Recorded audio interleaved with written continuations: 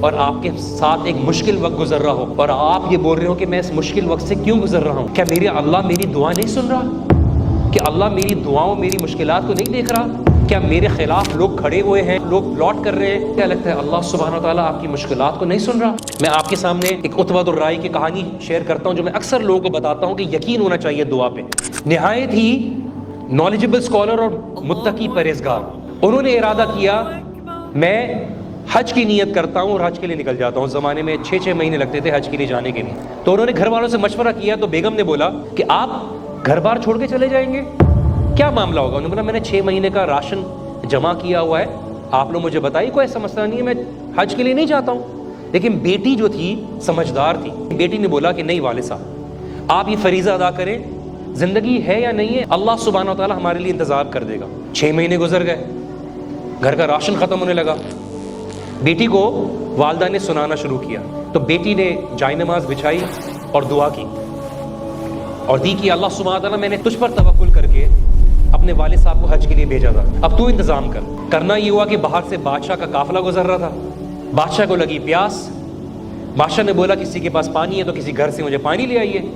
اس بچی کو پتہ چل گیا تو اس نے اچھی طریقے سے برتن کو سجا کر کپڑا ڈال کر اس کو پانی بھجوایا۔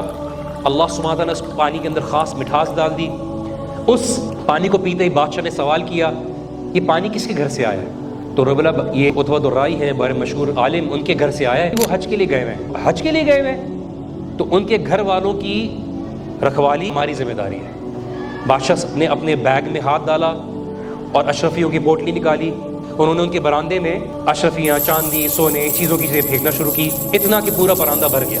بچی نے رونا شروع کر دیا، ماں بولتی ہے تمہارا دماغ خراب ہو گیا ہے؟ تو اس بچی نے بولا اماں آپ سمجھی نہیں، ہم نے چھوٹا سا عمل کر کے دنیا کے بادشاہ کو راضی کیا تو اس نے کتنا نواز دیا، ہم زمین اور آسمان کے مالک کو راضی کر لیں گے، وہ کیا کیا دینے کے لیے تیار ہوگا۔